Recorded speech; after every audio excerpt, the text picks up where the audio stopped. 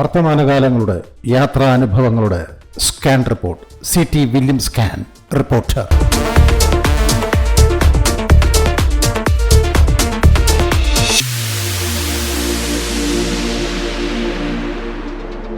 ഞാനിപ്പോൾ 14,000 അടി മഞ്ഞുയരങ്ങളിൽ നിന്ന് താഴേക്ക് ഇറങ്ങുകയാണ്. കാറിനോടൊപ്പം നാഥുലയും തണുത്ത ചൂളം വിളിക്കുന്നുണ്ടായിരുന്നു.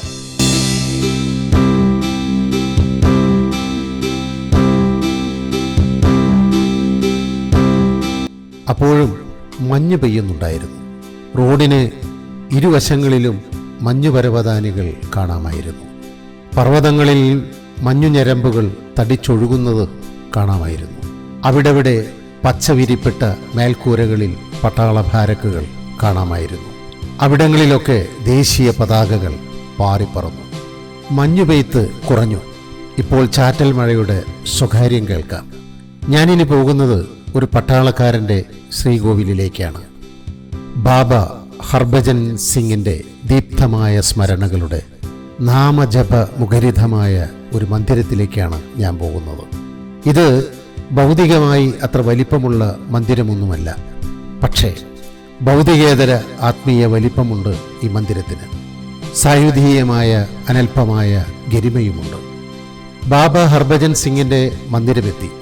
ഞാൻ ഇറങ്ങി. ഒപ്പം എൻ്റെ സഹയാത്രികരും.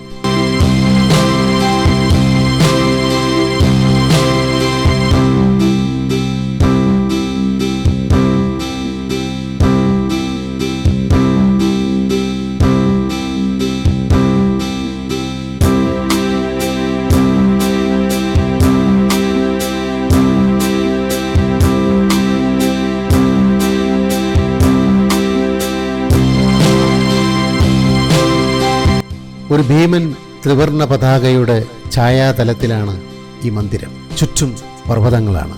അവിടെവിടെ പർവ്വതങ്ങളിൽ അപ്പോഴും മഞ്ഞുപാളികൾ ഉടക്കിക്കിടക്കുന്നുണ്ടായിരുന്നു.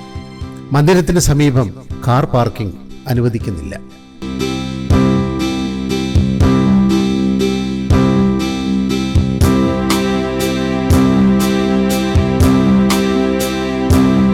ഒരു പടിപ്പുര കടന്നു വേണം ഈ മന്ദിരത്തിലേക്ക് പ്രവേശിക്കുക. അപ്പോഴും ദേശീയ പതാക ദൃശ്യമാണ്. ബാബ ഹർഭജൻ സിംഗ് ടെമ്പിൾ എന്ന വലിയ ബോർഡും ഇവിടെ സ്ഥാപിച്ചിട്ടുണ്ട്. വാസ്തുപരമായി നോക്കിയാലും ക്ഷേത്ര നിർമ്മിതി തന്നെ. വിശാലമായ ക്ഷേത്രമുറ്റമുണ്ട്. ഒരു ആലിൻ്റെ കുറവുണ്ട് എന്ന് ആദ്യ നോട്ടത്തിൽ തന്നെ നാം പറയും. സൈനികർക്കാണ് ഈ ക്ഷേത്രത്തിൻ്റെ മേൽനോട്ടവും നടത്തിപ്പുമെന്ന് തോന്നുന്നു. ഞാൻ ആ ക്ഷേത്രത്തിനകത്ത് കടന്നു. നാമജപം മുഴങ്ങുന്നുണ്ട്. സഞ്ചാരികളുടെ നല്ല തിരക്കുണ്ട്. പതാക പാറുന്ന മേലാപ്പാണ് ഈ ക്ഷേത്രത്തിൻ്റെ വിശാലമായ അകങ്ങൾക്ക് അഴക്. ശ്രീകോവിലിന് മുന്നിൽ സ്വാഗതം എന്നെഴുതി വച്ചിട്ടുണ്ട്. ഇന്ത്യൻ പട്ടാളക്കാരനായ ഭഗവാൻ സാക്ഷാൽ ബാബ ഹർഭജൻ സിംഗ് ശ്രീകോവിലിലുണ്ട്. ഭക്തരെ കാണാൻ, കേൾക്കാൻ. എല്ലാ ക്ഷേത്രത്തിനും എന്ന പോലെ ഈ ക്ഷേത്രത്തിനുമുണ്ട് ഒരു കഥ പറയാൻ. നമുക്ക് ആ കഥ കേൾക്കാം. ബാബ ഹർഭജൻ സിംഗ് ജനിച്ചത് 1946 ഓഗസ്റ്റ് 30. പഴയ ഗുജറൻവാല ജില്ലയിലെ സദ്രാണ ഗ്രാമത്തിലാണ് ജനനം. ഇന്ന് ഈ പ്രദേശം പാകിസ്ഥാന്റെ കൈവശമാണ്. 1966 ഫെബ്രുവരി 9 ബാബ ഹർഭജൻ സിംഗ് പഞ്ചാബ് റെജിമെന്റിൽ ശിപ്പായിയായി സേവനമാരംഭിക്കുന്നത്. പഞ്ചാബ് 23 ബറ്റാലിയനിൽ കിഴക്കേ സിക്കിമിലായിരുന്നു കൂടുതലും സേവനമനുഷ്ഠിച്ചിരുന്നത്. അക്കാലത്ത് തുക്കുല ചുരത്തിൽ നിന്ന് ഡോങ്ങച്ചില ചുരമിറങ്ങുമ്പോൾ 1968 ഒക്ടോബർ 4 ഒരു മലയിടിച്ചിലിനെ തുടർന്ന് ബാബ ഹർഭജൻ സിംഗ് മരണപ്പെടുന്നത്.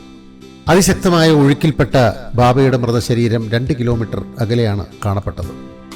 കഥ തുടരുന്നത് ഇങ്ങനെ. ബാബ ഹർഭജൻ സിംഗിന്റെ ആത്മസുഹൃത്തായ ഒരു സൈനികന് ബാബ സ്വപ്നത്തിൽ പ്രത്യക്ഷപ്പെട്ടു അത്രേ. തനിക്ക് ഒരു സമാധി സ്ഥാനം പണിതീർക്കണമെന്നും ബാബ നിർദ്ദേശിച്ചു അത്രേ. തൽഫലമായാണ് അത്തരത്തിലൊരു സമാധി സ്ഥാനം സംഭവ സ്ഥലത്ത് നിന്ന് ഏകദേശം 9 കിലോമീറ്റർ ദൂരത്തായി പണിതീർത്തത്. പിന്നീട് 1982 ഇത്തരത്തിലുള്ള ഒരു പരിഷ്കരിച്ച മന്ദിരം നിർമ്മിക്കുന്നത്. ഈ മന്ദിരത്തിലെ വിശുദ്ധ ജലം 21 ദിവസം മുടങ്ങാതെ സേവിച്ചാൽ എല്ലാ അസുഖങ്ങളും ഭേദമാവുമത്രേ. അതേസമയം ആ 21 ദിവസവും മത്സ്യമാംസാഹാരങ്ങൾ വർജിക്കുകയും വേണം. ഈ ഒരു വിശ്വാസത്തെ മുൻനിർത്തി ഇവിടെ വരുന്ന സഞ്ചാരികൾ ഈ വിശുദ്ധ ജലം പാനം ചെയ്യുകയും കുപ്പിയിലാക്കി വീട്ടിലേക്ക് കൊണ്ടുപോവുകയും പതിവാണ്. ഈ മന്ദിരത്തിൻ്റെ സമീപ പ്രദേശങ്ങൾ അതിമനോഹരമാണ്. ഇവിടെ ഫോട്ടോഗ്രാഫി അനുവദിച്ചിട്ടുണ്ടെങ്കിലും സൈനികരുടെ ഫോട്ടോ എടുക്കരുതെന്ന ശക്തമായ വിലക്കുണ്ട്.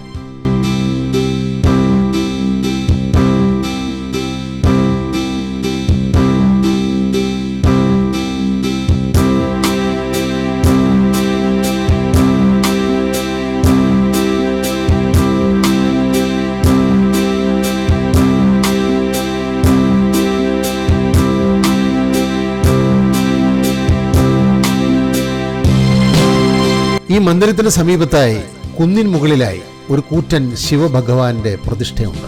ഇവിടുത്തെ കൊച്ചു കൊച്ചു വെള്ളച്ചാട്ടങ്ങൾക്ക് കഠിനമല്ലാത്ത ശിവതാണ്ഡവ താളമുണ്ട്, ഒരു കുളിർമയുമുണ്ട്.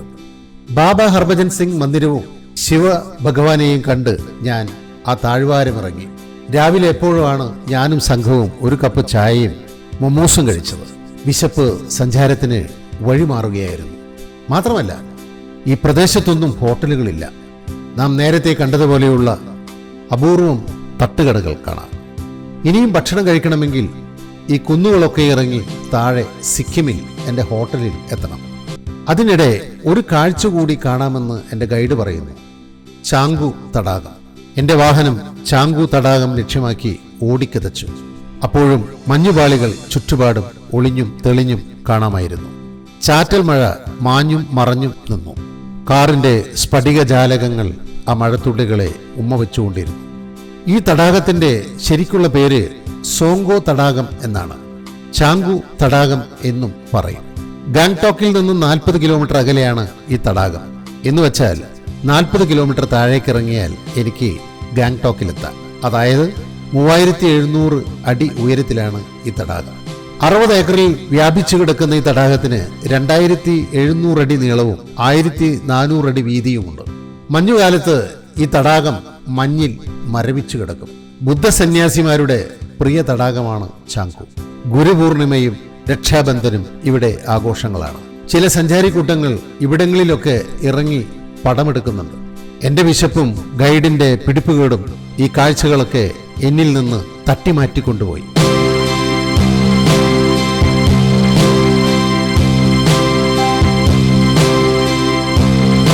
ദൂരെ ചാങ്കു തടാകം കണ്ടു തുടങ്ങി. മഞ്ഞു മൂടിയ ഏതോ ഒരു മുത്തപ്പന്റെ മഞ്ഞു വാർക്കുന്ന ഒറ്റക്കണ്ണുപോലെ തടാകം ഞങ്ങളെ വശീകരിച്ചുകൊണ്ടിരുന്നു. അതൊക്കെ ക്യാമറകളിൽ ഒപ്പുന്നതിനായി സഞ്ചാരികൾ അവിടങ്ങളിലൊക്കെ ഇറങ്ങുന്നത് കാണാമായിരുന്നു.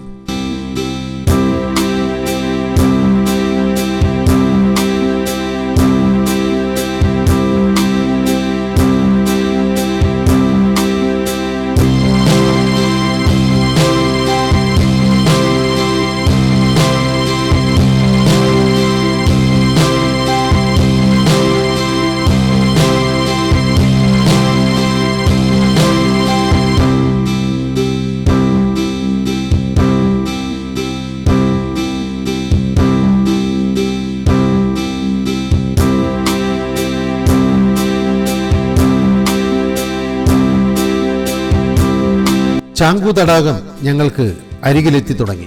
ഇപ്പോൾ മഞ്ഞുമുത്തപ്പന്റെ ഒറ്റക്കണ്ണിന് കടും പച്ച നിറം. ആ ഒറ്റക്കണ്ണിൽ സമീപത്തെ പർവ്വതങ്ങളുടെ പ്രതിഫലനം മരവിച്ചു കിടന്നു. ഞങ്ങൾ ചാങ്കു തടാകമെത്തി.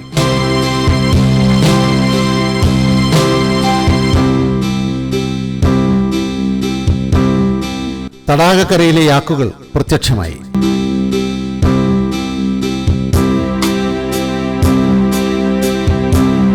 ചാങ്കു തടാകത്തിൽ പർവ്വത ദിനോസറുകൾ കൂറ്റൻ ചീങ്കണ്ണികളെ പോലെ മഞ്ഞുകണ്ണീരൊഴുക്കി കിടന്നു. അവരോടൊപ്പം നീലമേഘങ്ങളും ഒലിച്ചിറങ്ങിയിരുന്നു.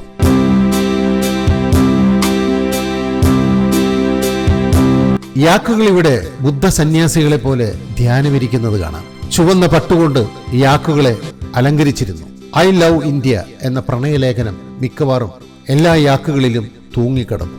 ഈ യാക്കുകളുടെ പുറത്തു കയറി ക്രൂരസഞ്ചാരം ആസ്വദിക്കുന്ന മൃഗതുല്യ സഞ്ചാരികളെയും നമുക്ക് ഇവിടെ കാണാം. 250 രൂപ മുതൽ 1000 രൂപ വരെയാണ് ഇത്തരം ക്രൂരസഞ്ചാരത്തിന് യാക്കുടമകൾ വസൂലാക്കുന്നത്.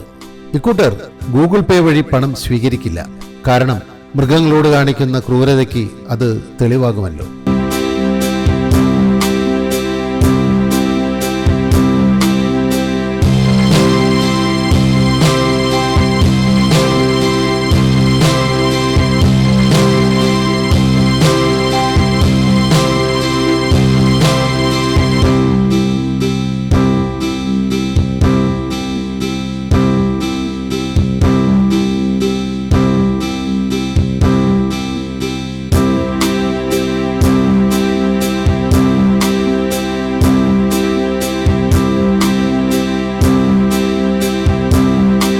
പ്രിയപ്പെട്ട യാക്കുകൾക്ക് ഞാൻ ഐക്യദാർഢ്യം പ്രഖ്യാപിച്ചു. അടുത്ത തട്ടുകടയിൽ കയറി ആവി പറക്കുന്ന മമോസും ചായയും കാഞ്ഞുകിടന്ന വയറിലേക്ക് എരിയാനിട്ട് കൊടുത്തു. ഇനിയും താഴ്വാരങ്ങളിലേക്ക്, സിക്കിമിലേക്ക്, എൻ്റെ ഹോട്ടലിലേക്ക് ആ ദിവസത്തിൻ്റെ കഞ്ഞിഭക്ഷണം കഴിക്കാൻ.